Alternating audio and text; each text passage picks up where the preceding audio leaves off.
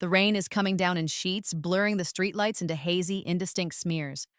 Just like my vision, just like my life since Milo disappeared. I shouldn't be driving, not like this. Not with tears making the downpour inside my car as bad as it is outside, but I can't stay in that apartment. Not anymore. It's been 3 days. 3 days since Derek left the door ajar, again. Just an accident, babe, he'd said, his voice smooth, a placating hand on my arm that I'd wanted to shrug off. He probably just slipped out for a bit of an adventure. He'll be back. But Milo wasn't like that. He was a homebody, my sweet, timid boy. His adventures consisted of batting at dust motes and sunbeams and chasing the crinkle ball I'd bought him last Christmas. I see it then, a flash of something familiar by the side of the road, caught in the sweep of my headlights. I slam on the brakes, the car hydroplaning for a terrifying second before lurching to a stop. My heart hammers against my ribs, a frantic bird trapped in a cage. Don't let it be, please don't let it be. But the universe isn't listening. It never does, not when it really matters. I'm out of the car, the rain instantly soaking me, plastering my hair to my face. And there it is, Milo's little blue collar, the one with the silver bell that used to tinkle softly as he moved. It's lying in the mud, not far from a dark, ominous stain on the asphalt. The bell is silent, crushed. A sound escapes me, a raw, wounded animal cry. The world tilts. He didn't just slip out. Derek knew. He must have known Milo would bolt if the door was open, especially during that thunderstorm. He'd never liked Milo, not really. Tolerated him at best. Just a cat, Rebecca, he'd say when I fretted over Milo not eating or seeming down. You baby him too much. Now, holding that ruined collar, the truth hits me with the force of a physical blow. Derek hadn't just been careless. He hadn't loved Milo. He probably didn't even like him. And if he didn't like Milo, my gentle, loving companion who asked for so little, the thought is a cold shard of ice in my chest. The makeshift funeral is a small, pathetic affair in my tiny backyard. Just me, a shoebox containing the collar, all I have left of him, and a weeping willow that seems to mourn with me. Derek stands a little off to the side, hands in his pockets, his expression carefully arranged into one of solemnity, but his eyes keep darting to his phone. I'm so sorry, Becca, he says, his voice the perfect blend of concern and sympathy. It's a performance. I see that now. He was a good cat. Was he? Did you even know him? I want to scream, but the words catch in my throat, choked by a grief so profound it feels like I'm drowning. Later, back inside, the silence of the apartment is deafening. No soft paws patting across the floor, no gentle purr vibrating against my leg. Derek is on the sofa, phone in hand again. Just work stuff, babe, he murmurs when he sees me looking. This big project, it's relentless. But as I walk past, I glimpse the screen. Messages from Amber, with little heart emojis. The pain is a fresh wave, so intense it steals my breath. Milo, now this. It's too much. I'm going for a drive, I manage to say, my voice hollow even to my own ears. In this rain? Are you sure that's a good idea? He barely looks up. I need some air. The rain is a torrential downpour now, matching the storm inside me. The road is slick, visibility near zero. I'm crying so hard I can barely see. The headlights of an oncoming truck flare too bright, too close. A blaring horn, a sickening crunch of metal. Then darkness. A strange, disorienting lightness. A feeling of being pulled, stretched. And then, a gasp. My own. I'm sitting bolt upright, heart pounding, in a room I don't recognize. Sunlight streams through a window. My hands are smaller. I look around, confused. This isn't my apartment. It looks like my old college dorm room? No, not possible. Then I see the calendar on the wall, the date. 5 years earlier, 5 years. A dream? A hallucination? But it feels so real. The rough texture of the blanket under my fingers, the scent of stale coffee and old books. It is real. I don't know how. I don't know why. But I'm back.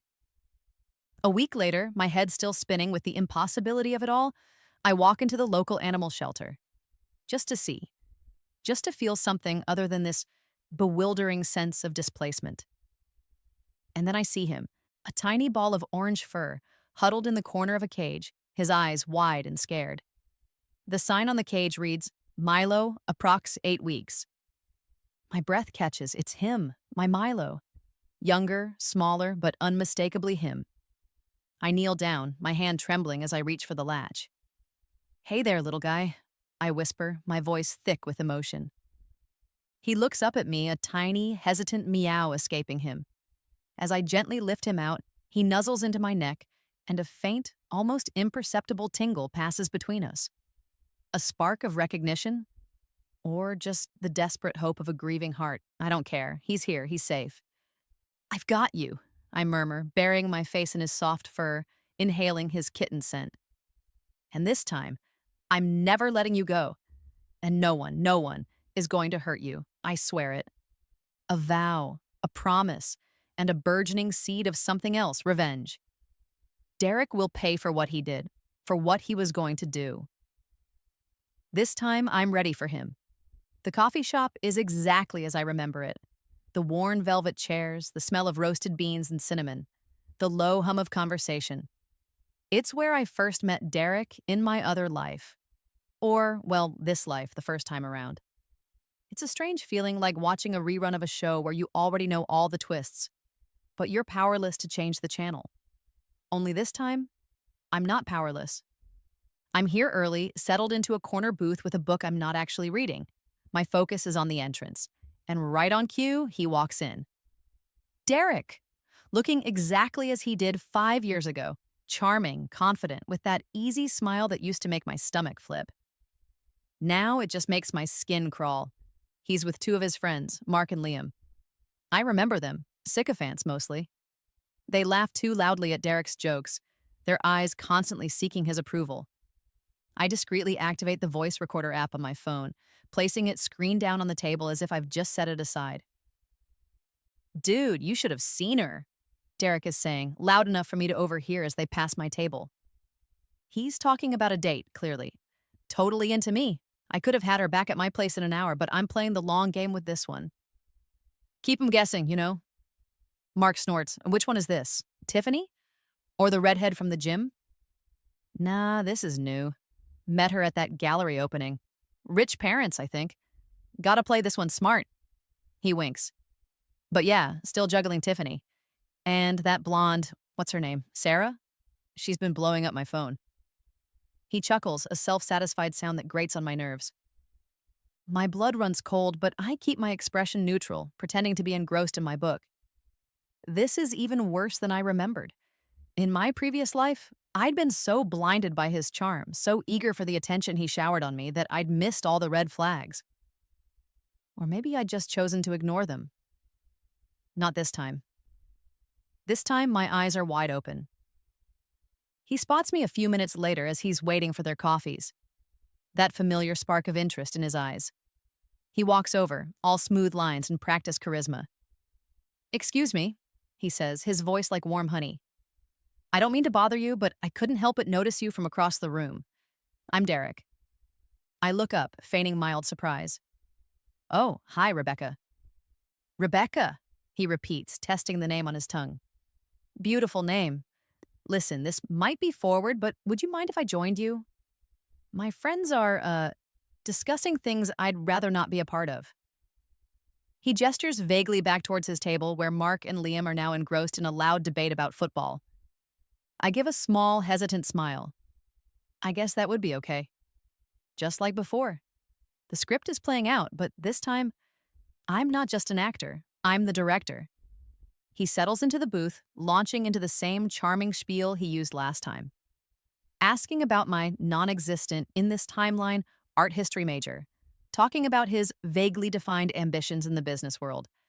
I play along, offering just enough encouragement to keep him interested, but holding a part of myself back. Milo, for now, is my secret. I'd found a small, pet-friendly apartment on the other side of town, far from where Derek and I eventually lived together. He's microchipped, collared, and I've become almost obsessive about door and window security. Derek won't even know he exists until I'm ready. As we talk, I casually mention my sensitive nose. I have really bad allergies, I say, a carefully constructed lie. especially to animals. Dust, pollen, pet dander. It's a nightmare. Derek's eyes widen almost imperceptibly. Oh, really? That's unfortunate. In our previous life, he'd claimed to have developed severe cat allergies after we moved in together, after Milo was already a part of my life.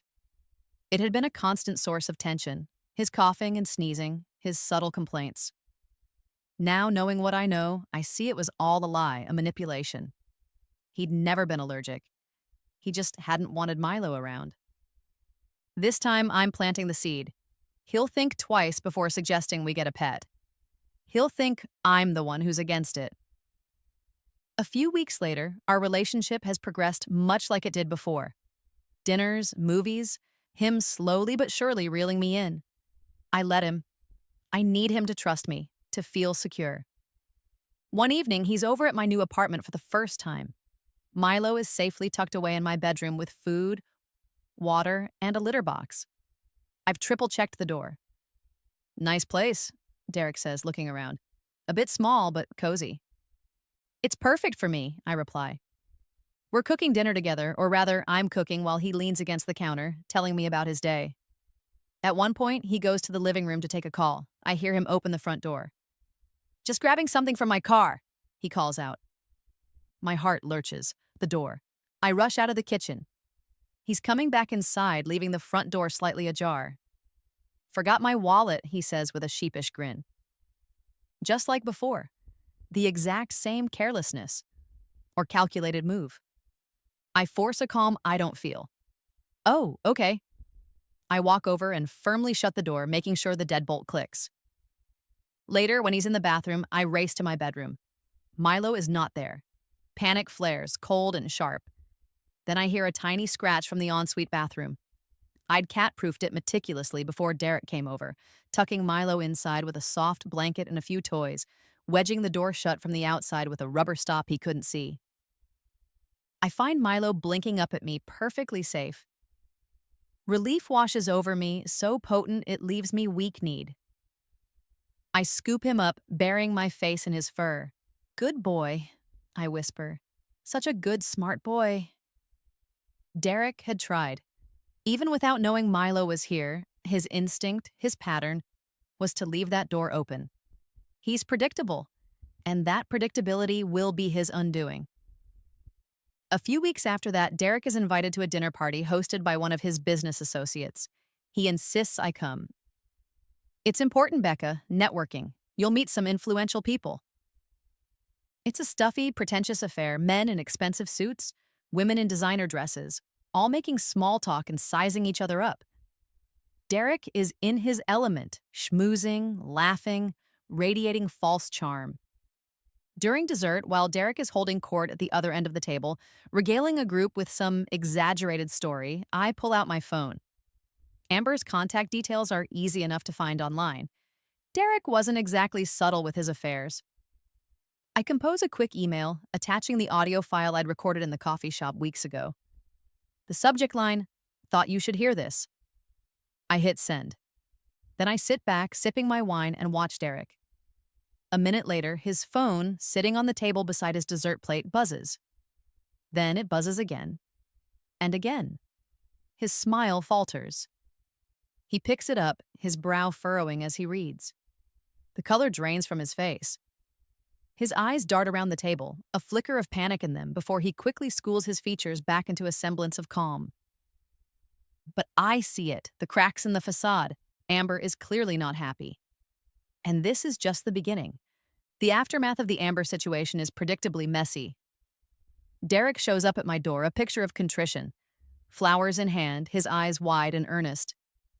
"Rebecca, I am so sorry," he begins, his voice laced with a practiced despair.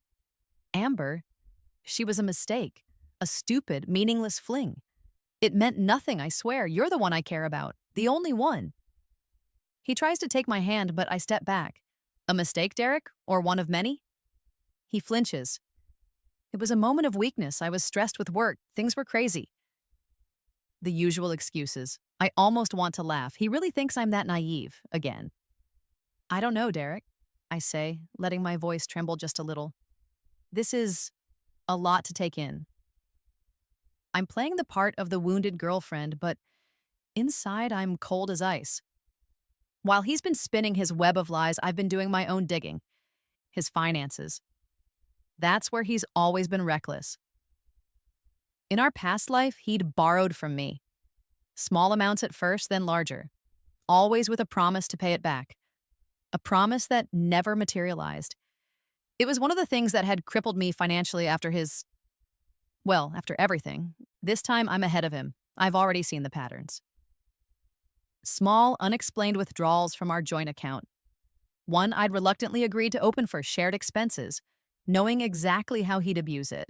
Credit card statements with purchases I don't recognize. I just need some time, I tell him, my voice soft. To think. He looks relieved. Of course, babe. Take all the time you need. I'll do anything to make this right. Anything? We'll see about that. A week later, after a carefully orchestrated performance of tearful forgiveness on my part, I set my trap. Derek, I say one evening, my voice tight with fake anxiety. Something's happened with my finances. I spin a tale about a family emergency, a sudden, unexpected debt I have to pay. I don't know what to do. I'm short by quite a bit. I name a significant sum, a sum I know he doesn't have, but one that will make him sweat. His face pales. Oh God, Becca, that's terrible. He runs a hand through his hair. How much are we talking? I tell him. He winces. Wow, that's a lot. He's already calculating, I can see it in his eyes. How can this benefit him?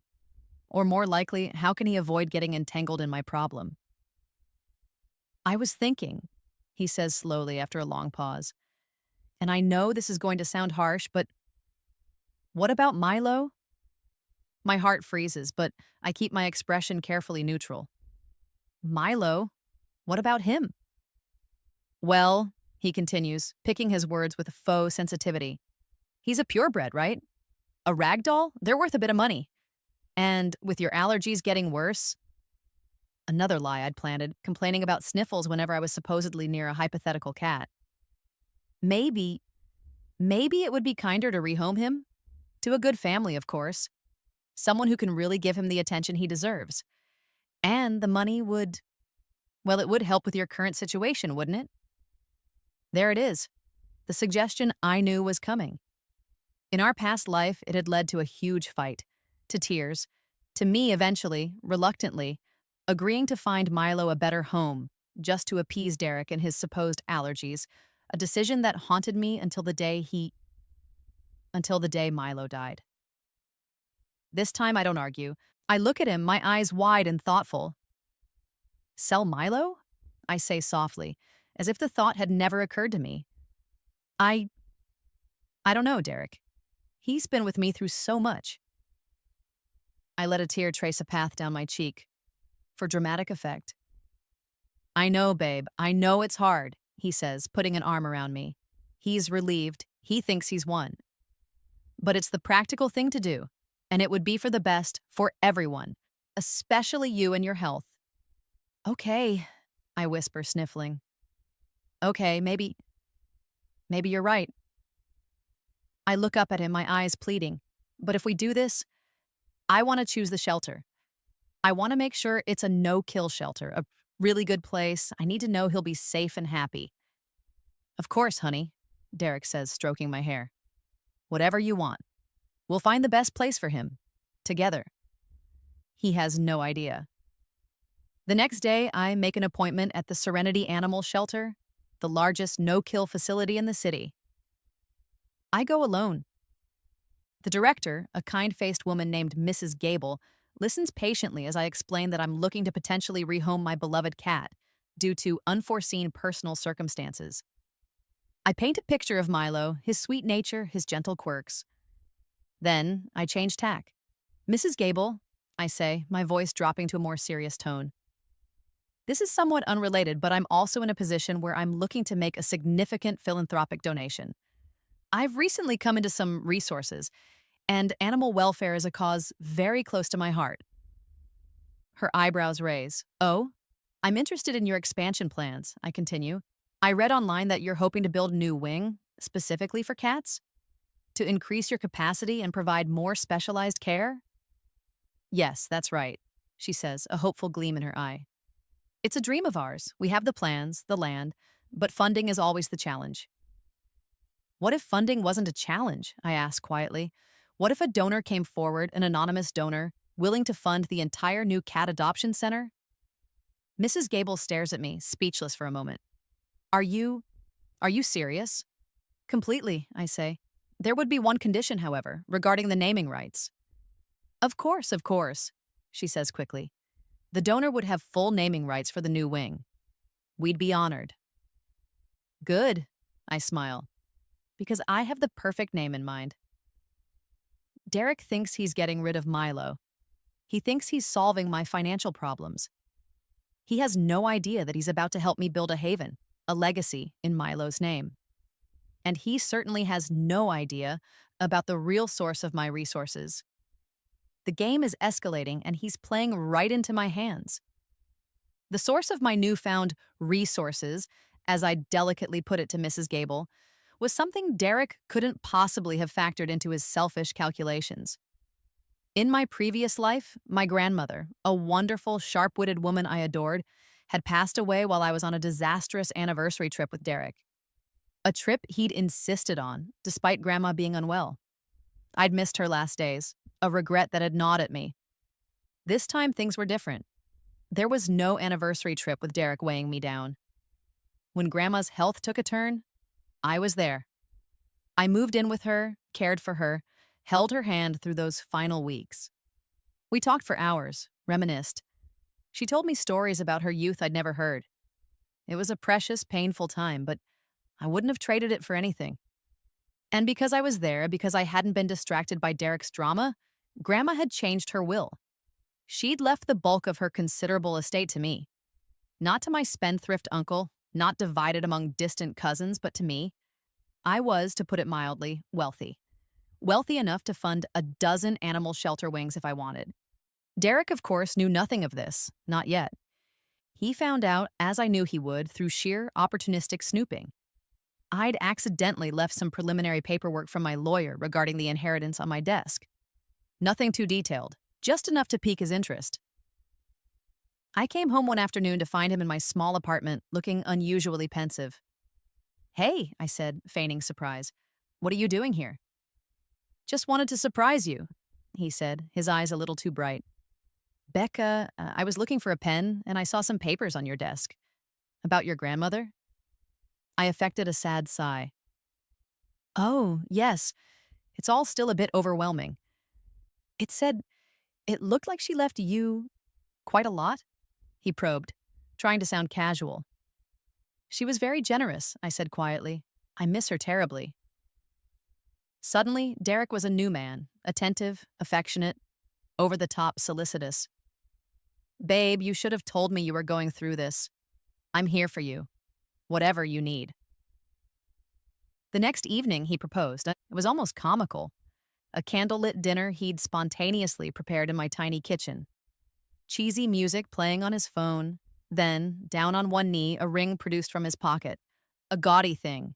Probably cubic zirconia that he must have rushed out to buy that afternoon.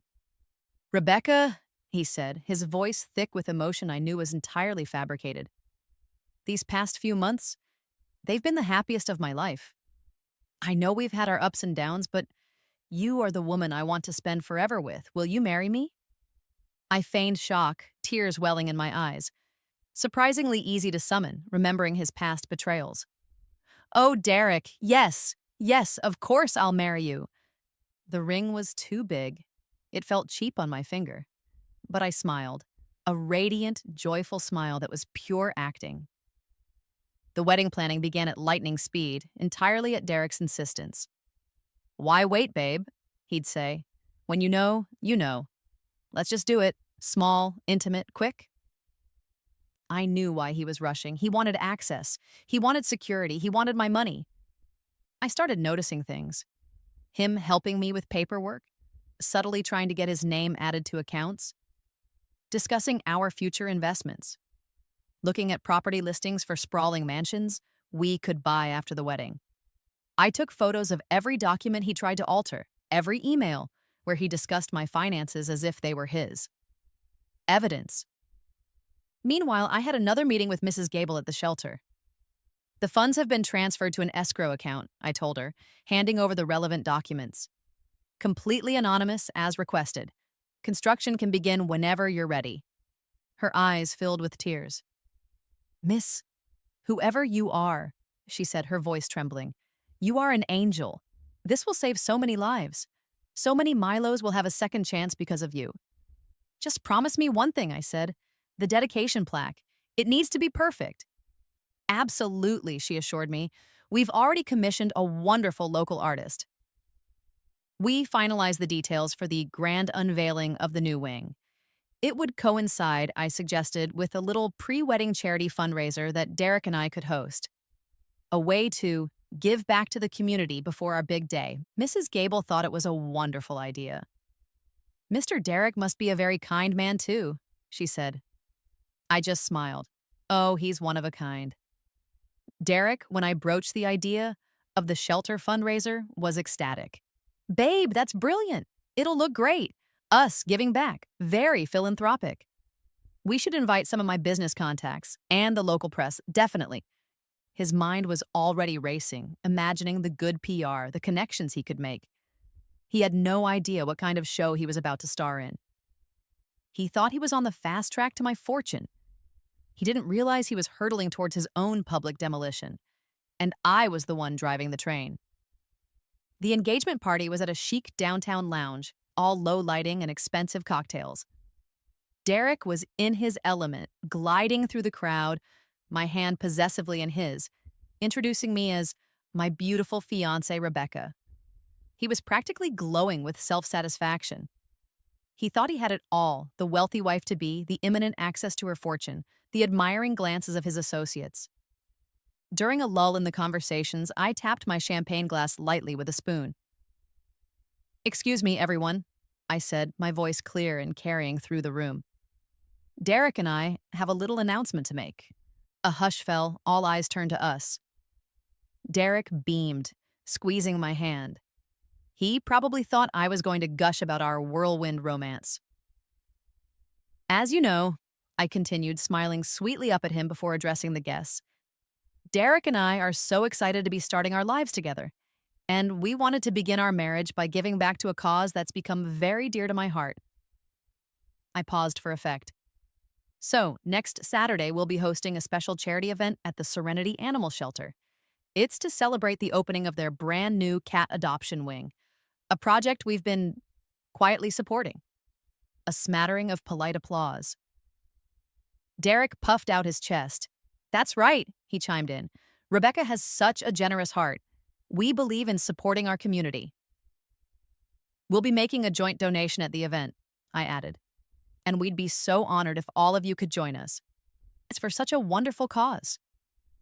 I gave Derek a loving look. It's going to be a very special day. He was eating it up.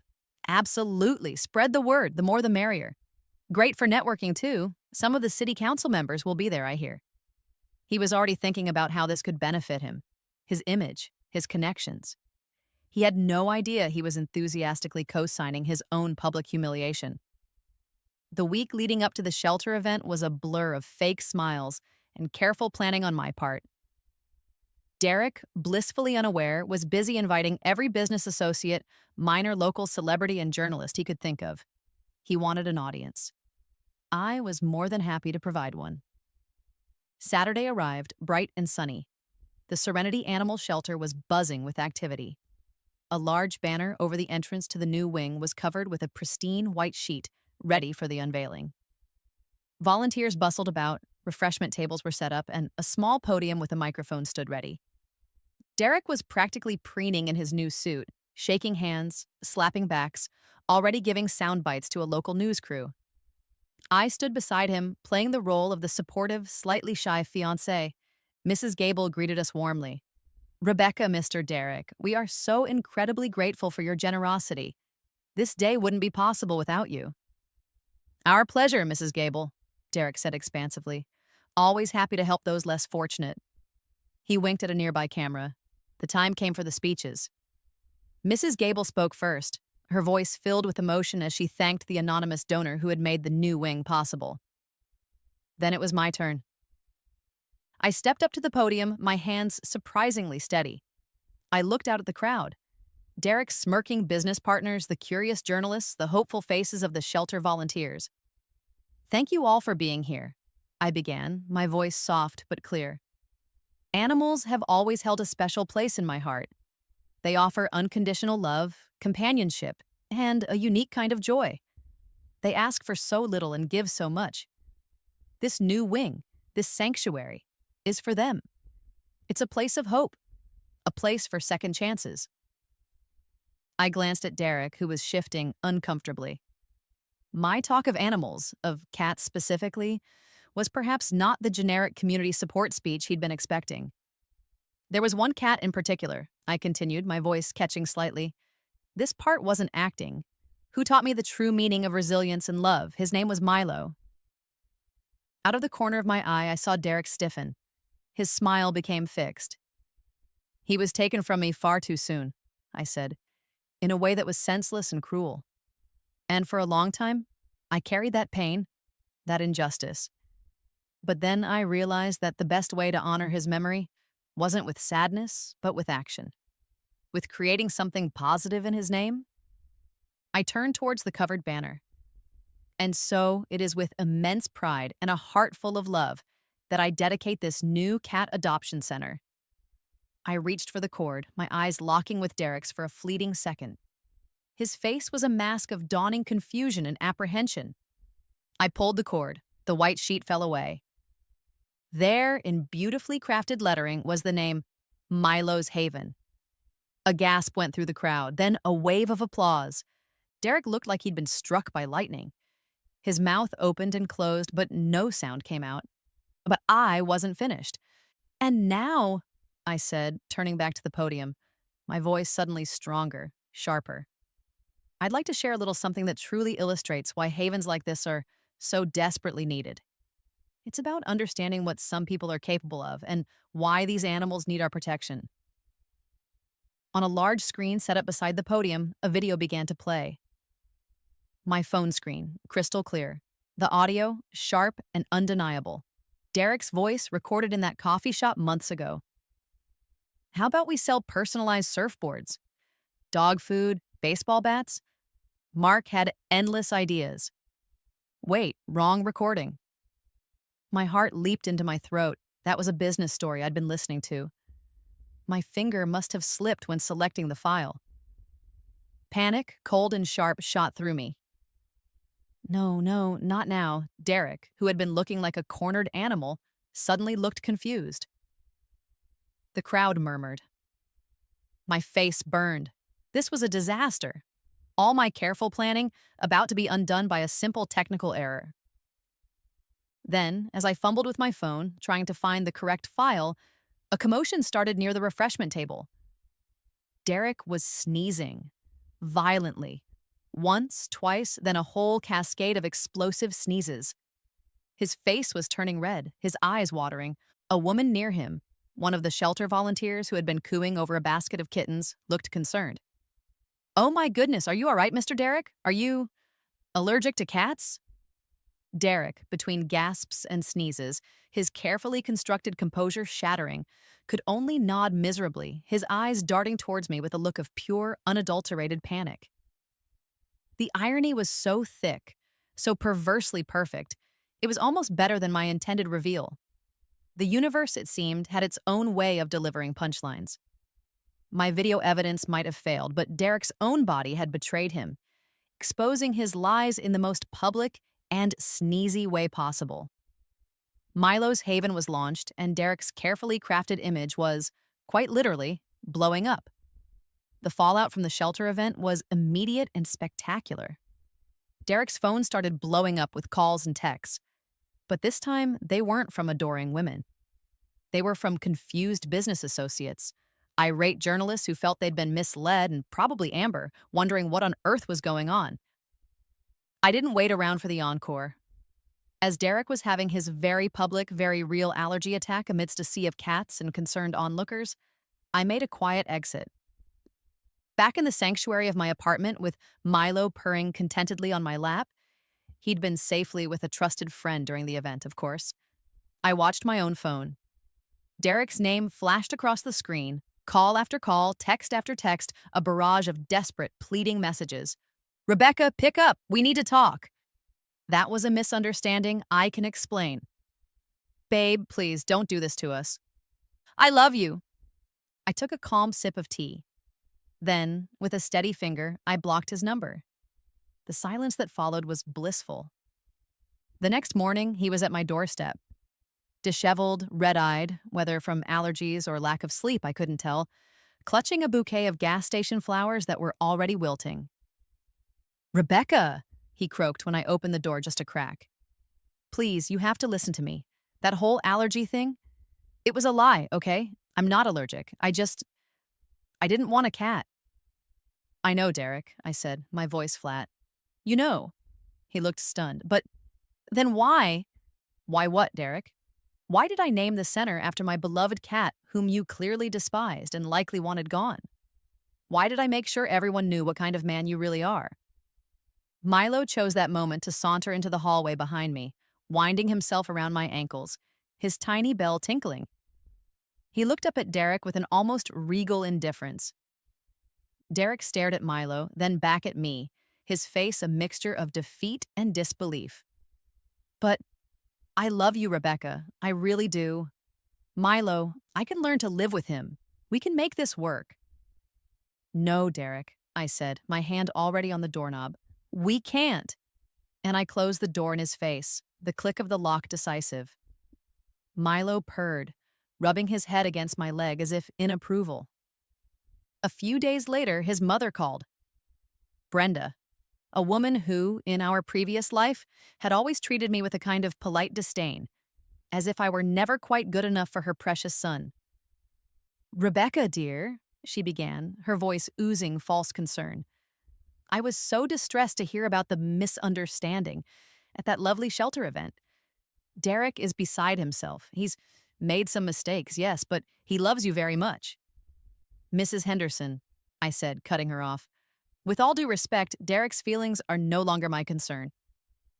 But, dear, you don't understand, she pressed on. He's in a bit of a tight spot financially. He was really counting on... Well, he was hoping you two could build a future together. He needs you. Ah, the financial troubles. I knew they were coming. They always did with Derek. Actually, Mrs. Henderson, I said, my voice cool. Speaking of finances, I think you should see these. I'd already anticipated this call, this line of manipulation. I emailed her copies of the property documents Derek had tried to get his name on, the joint account statements showing his borrowing, the plans for our mansion. There was a stunned silence on the other end of the line. I could almost hear her clicking through the attachments.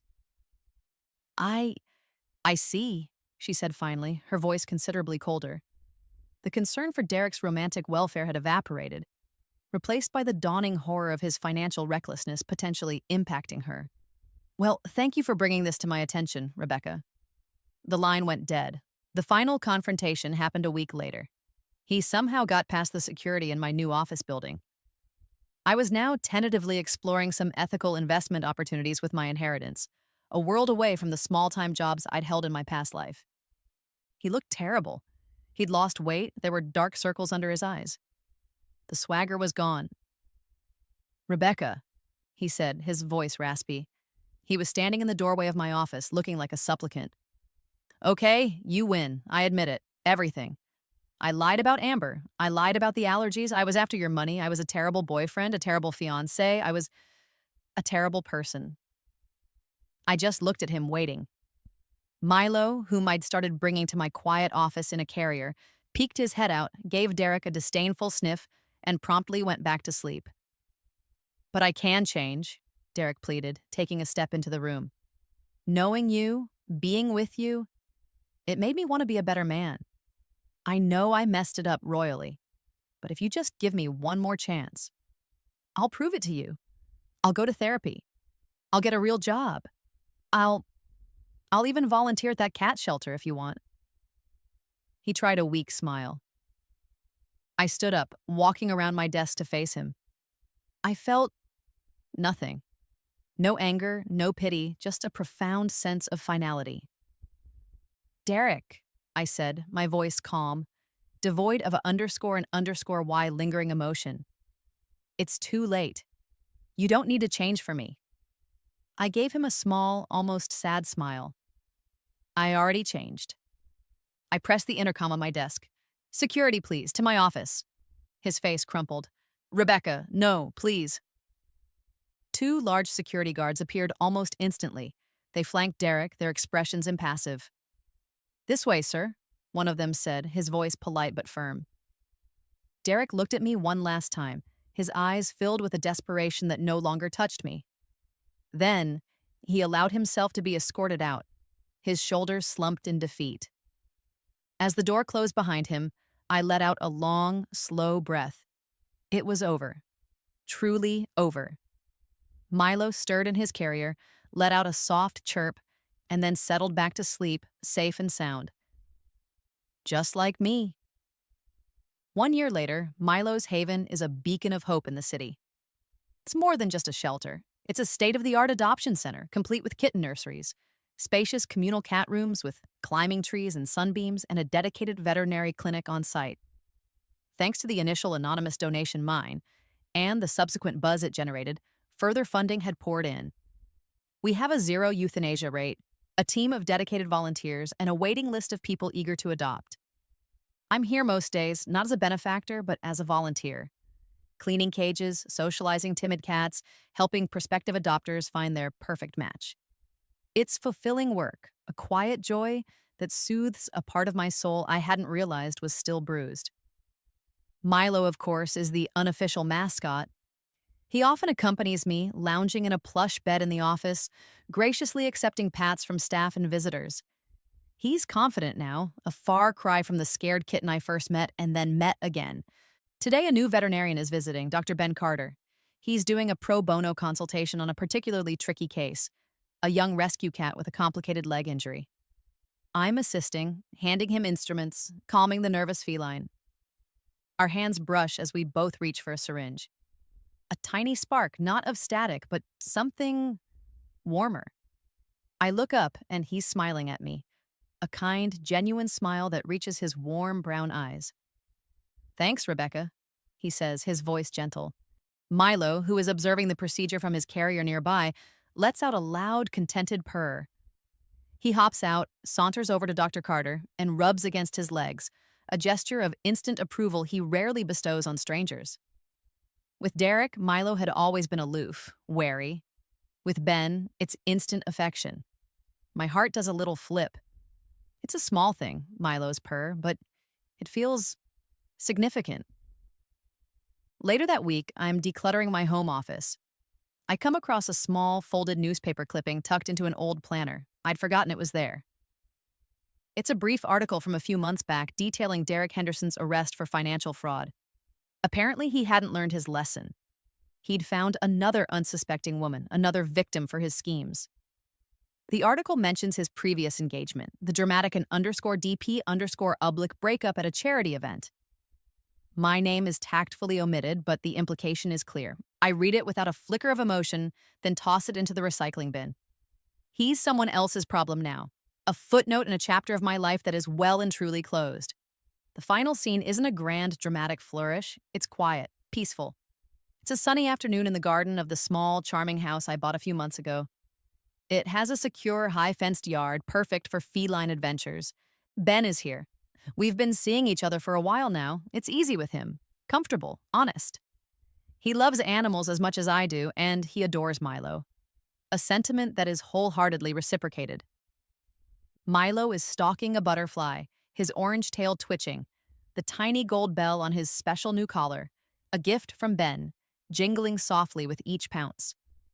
He's flanked by two new additions to our family, Luna, a sleek black kitten, and Jasper, a fluffy gray troublemaker, both adopted from Milo's Haven.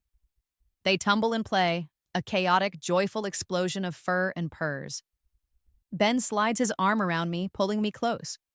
I lean my head on his shoulder, watching our little feline circus. The sun is warm on my face, The scent of roses from the garden fills the air, and the sound of happy purrs is the perfect soundtrack. This is it. This is the life I chose, the life I fought for in my own quiet way. No grand schemes for revenge, just the steady, determined act of building something good from the ashes of betrayal. Derek didn't just lose my cat again after my rebirth, he lost me. And in doing so, he inadvertently set me free to find a different kind of happiness, a truer kind of love. Milo bats at the bell on his collar, a cheerful, tinkling sound. He's safe. We're all safe. And for the first time in what feels like forever, so am I.